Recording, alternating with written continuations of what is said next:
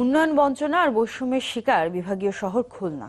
মোংলা বন্দর, চিংড়ি সহ বিভিন্ন খাত থেকে সরকারের কোষাগারে কোটি কোটি টাকা রাজস্ব জমা হলেও খুলনাবাসীর অভিযোগ কাঙ্ক্ষিত উন্নয়নের ছোঁয়া লাগছে না এখানে। তাই এবারে বাজেটে তাদের জন্য কি থাকছে তা দেখতে মুখিয়ে আছে খুলনার মানুষ। খুলনা থেকে মামুন রেজার প্রতিবেদন। মোংলা বন্দর, চিংড়ি ও পাট শিল্প সহ বিভিন্ন খাত থেকে কোটি কোটি টাকা রাজস্ব জমা হলেও তেমন উন্নয়ন হচ্ছে না বিভাগীয় নগরী খুলনায়।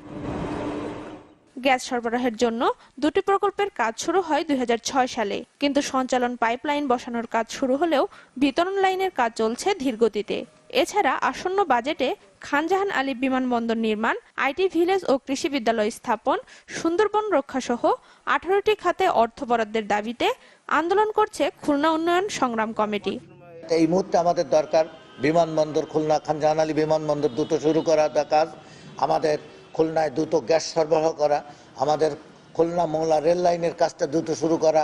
এই বাজেটগুলো জেলাওয়ারি হওয়া দরকার এবং বাজেটে মেনশন হওয়া দরকার। তা না হলে আমরা যত কথাই বলি না কেন, বাজেট বরাদ্দ হবে কিন্তু সে বাজেট খুলনাবাসীর মঙ্গলে আসবে না।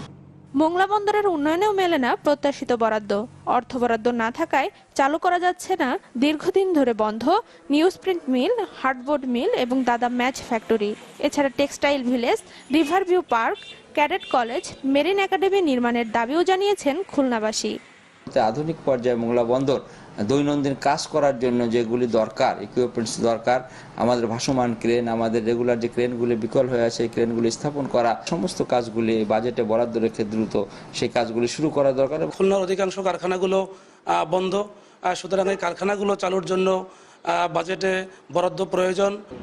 ভৈরব নদের টানেল নির্মাণ ও ফুলবাড়ি গেট রেল ক্রসিংয়ে ফ্লাইওভার চান খুলনার মানুষ।